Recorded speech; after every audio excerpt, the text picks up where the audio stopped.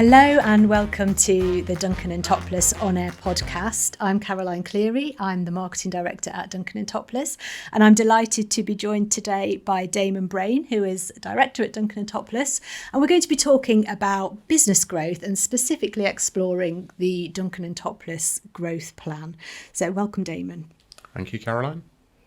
So we'll start with some easy questions, find out a little bit more about you. You've been with Duncan Toplis for the lion's share of your career. Can you explain how you ended up as a Duncan Toplis team member? Wow, I thought you were going to start with easy questions. That's 27 years ago. So originally I went on two work experience placements, one at an internal audit and got a bit of a feel for what accountants do and auditors do. Then my second work experience was actually next door to Duncan Toplis offices.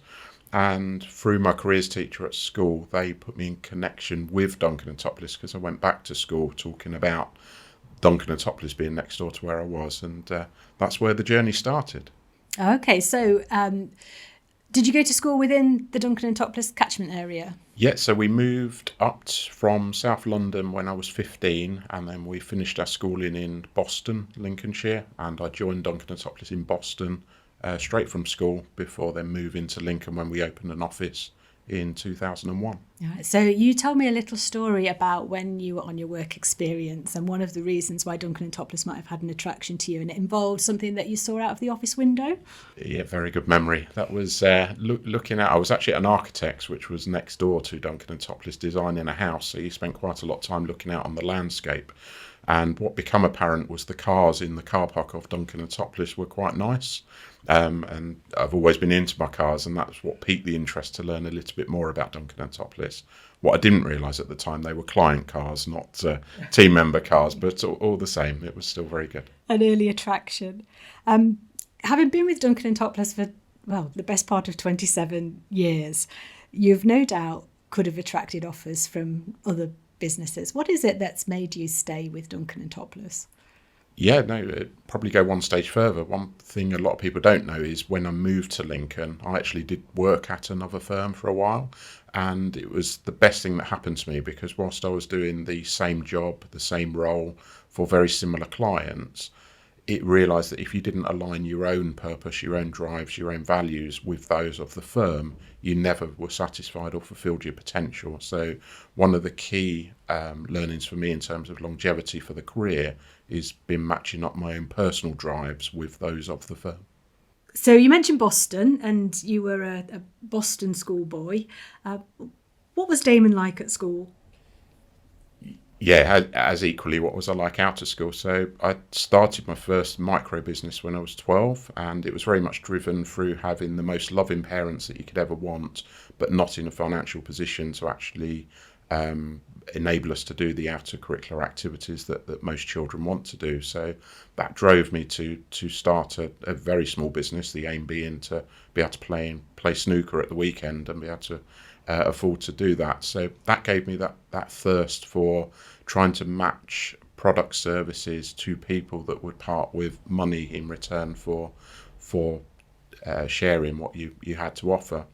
That led me to be extremely driven at school. So my school time became crammed in with making sure I did the best I could do in the time I had, but to enable me to also do a few of the entrepreneurial things outside of school for the reasons I've said. I managed to get to head boy at my school. That was a new concept when we moved up. We didn't have prefects or head boys, head girls at schools in London. So that was based on drive. It was suddenly a new opportunity that wanted to be there. So I think I've spent most of my life just driving to maximise the potential put in front of you, and that's carried on through the career. And so continuing that journey within Duncan Toplis, and I'm aware that you had a prestigious award given to you by a former UK Prime Minister, William Hague. Do you want to tell us a little bit about what that was? Yeah, no, very proud moment, and it might sound a cliche, but generally was recognition of the team whilst it was an individual award. It was Accounting Technician of the Year 2006 from memory, and at that time it was recognition for what we had developed in Lincoln in particular, opening an office from scratch, growing it to the point it outgrew the first premises that we started in, and at that time we were just starting to build the premises we currently occupy. So it was recognition from an industry regulator for the difference we were making to the accountancy industry. So we've talked a lot there about you doing your best. So through your schooling, through leaving school, joining Duncan and Toplis, starting your accountancy career. What kind of opportunities do you see for people in that situation now? So people who are at school looking for job opportunities that are local to them. What do Duncan and Toplis have to offer in terms of learning and development? Yes, it's endless. So we have a learning and development program that takes you right from school leaver through to retiree. So for a school leaver that maybe someone from school, maybe someone from university, it very much starts with technical training. It enables you to have that foundation to have the best possible start you can in your career with the technical knowledge. That then leads on to lots of soft skills, management development training that enables you to not only use those technical skills, but communicate and relay to the other team members, the clients that you need to deal with on a day-to-day basis. As you move further through your career, you start to get involved in business development training. Every member of our team has a responsibility to articulate what Duncan and Toplis can provide to the marketplace and share that passion with potential and existing clients, because it's making sure existing clients are aware of the services we offer as much as it is attracting new clients. And then if we go right to the end, we've got coaching for people coming up to retirement. That's a big milestone in life, and part of our support is supporting people right the way through to that last part of their career and beyond. We recently made an announcement about accelerating Duncan and Toplis growth plans. Do you want to talk us through how that's come about and how you see those early stages of that growth plan going? Yes, so exciting announcements. We recently announced that we had received private equity backing, which gave us a financial war chest, for want of a better word, to go on a growth journey. And that growth journey being investing in the current business for organic growth and looking for acquisition opportunities where like-minded, people-focused accountants, wealth management firms in particular would like to be part of our group. In terms of partnering up, so the private equity firm that we've partnered with are called Glicks. They bring more than just capital. So whilst it gives us that financial resource, they also bring in an extra strategic dimension to our management team that enables us to accelerate the growth we would have otherwise achieved on our own. And the key to us, it all starts with people. It's very much based around people, our culture, our values, and staying true to who we are, but accelerating the journey in terms of growing our footprint. So if I was working for or part owner in a sustainable accountancy practice in the East Midlands, and I'm listening to you talking about the growth journey, and I'm thinking, I wonder if that's something that could help my team and I, what would you say for them to do? First thing, talk to us. The door's open. We're having many conversations. We are not going on an acquisition path just to hit a turnover target. We're really spending quality time to make sure we partner with like-minded, culturally aligned firms. So the starting point is conversation. Do we think similar? Do we get on? Life's too short not to work with people you don't enjoy their company. So we're investing the time initially to make sure we get to know each other. Then it's about saying, what difference would it make? So being part of a larger organisation gives you depth of services, depth of resource that you wouldn't otherwise have by carrying on your own. The accountancy and the wealth management marketplace is really changing. It has been changing, but the pace of change is accelerating such that you do need scale to be able to deliver the services that clients demand and need. It also enables talent to be freed up, because at smaller firms, you end up doing a multitude of tasks and sometimes getting distracted from what your core skills are. And we're in a marketplace where there is resource shortages in a lot of service lines, and some of that resource is being used in areas that can be dealt with better centrally. So the starting place would be, come and have a chat to us.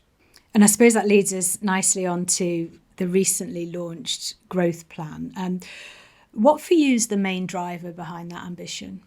It's very clear. Three pillars that drive Duncan and Toplis and are what Duncan and Toplis is about. The first being our people, and being really motivated about the careers that we offer, the learnings that we offer to the team.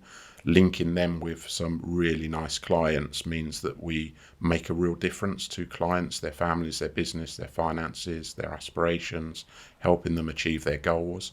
And because we operate in very clear communities, we then really do make a difference to the communities where we operate. So you talked a little bit there about people, and we have a 400 plus strong team here at Duncan Toplis. Lots of them are very excited about the pathway that we're now taking. What do you think the future might mean for them? Yeah, it can mean as much or as little as it wants to. So the first thing I always go at length to explain is someone who's happy in their role, good at their role, they do not need to change. We need as many of our team to feel like that as we do for those ambitious for the next stage. But for those ambitious for the next stage, it just continues to open up opportunities. The more services you provide, the bigger the team is, the bigger our learning and development opportunities can become, and therefore the greater potential that each individual has that they can be fulfilling at Duncan Toplis. And I suppose for our people, they enjoy working with their clients. And from a client perspective, we work with clients that we've worked with for multiple generations, and we're now talking about how the future involves significant growth for us, for the brand of Duncan Toplis. If I was a client that's been really happy with my service, what would your message to me be? Yeah, so the first message would be that over 50% of our clients have been clients of Duncan Toplis for more than 10 years. We are a generational business.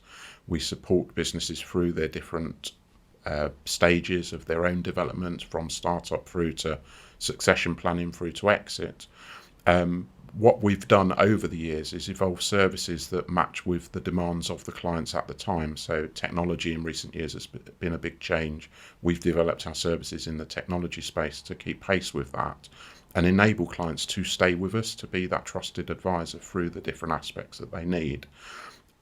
From a client point of view, the team stays the same, the pricing stays the same, but what this growth gives us is the ability to further generate further services, further talent, to keep fulfilling their needs for generations to come.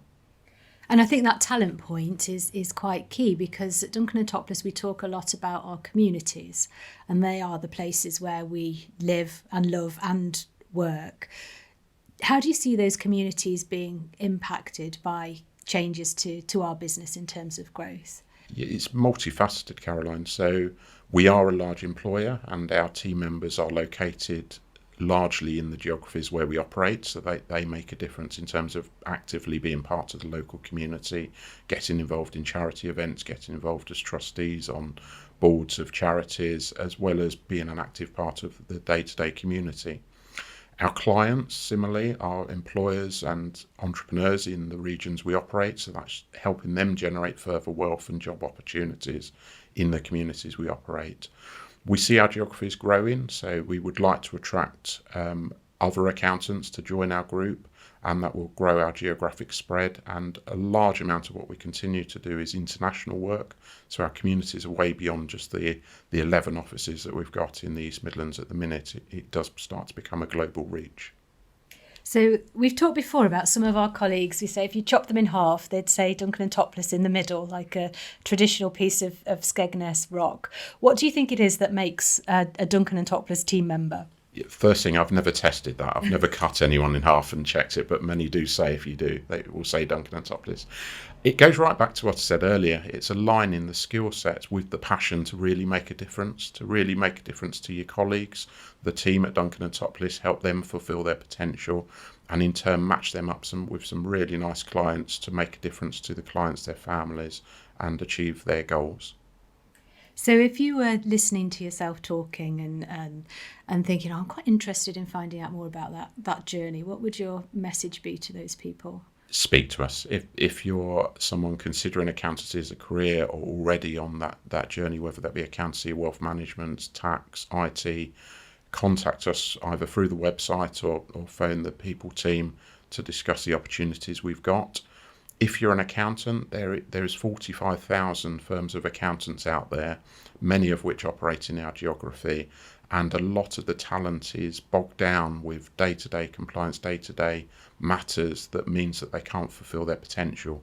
Being part of a larger group enables to free some of that up and really drive some of that passion back into supporting your clients. So we've talked a little bit about change. What for you has been the biggest change in the accountancy market during your career? Technology. It's been a constant. So the first day I started, we had just launched email. It was launched prior to me starting, but it just coincided with me starting at Duncan Toplis. Every email for the whole practice came to my laptop. We used to print it out and then fax it to the person it was meant to get, and it was an exciting moment when an email come through, and we sat there saying, I wonder if this will take off. You roll forward 27 years, you wonder how you ever existed without email, and how various forms of communication have just dropped by the wayside. You then overlay that with books and records. So it's not that many years ago, the majority of businesses were paper-based and with manual cash books. That has gradually computerized, but it's now about what data that gives you and the data analytics and driving change in businesses through that. Artificial intelligence is the big topic at the minute. We have got a robot in Duncan Toplis that's automating various routine tasks, and that will carry on, not to replace people, because people are the centre of our business, but to enhance what they do and to free their time up to deliver more at the client-facing end of the service. So technology will be a constant. Anyone who's fearing technology probably just needs to reflect on what's happened over the last 20, 30 years. It has always been changing at pace. But what accountants and wealth managers need to do is stay at the forefront of how that can enable and enhance the services they provide. And what do you see as the key challenges going forward? Because in a changing sector, and it has been ever-changing, technology right at the forefront of that, what do you see as the key challenges over the next 3 to 5 years? So on the technology piece will be the variety of routes that the industry could go down, through trying to automate everything, to picking the right software, working with the right vendors. So a huge challenge for any business out there is making sure they go down the right path and make the right choice. And a key to that is having a sound technology strategy that you stay true to, but equally are agile enough to change alongside the pace of change in the marketplace. The second key challenge will be resource, and resource has been tight in recent years. That doesn't look set to change, and therefore it's about maximising the operational efficiency and motivating the resource you've got, rather than working it so hard that you actually disenfranchise teams from what they're passionate about doing. Thank you ever so much for joining us today, Damon. I hope that you've enjoyed talking through those ideas, and certainly I think our listeners will appreciate the honesty and you sharing your experiences. Thank you very much. Thank you, Carol.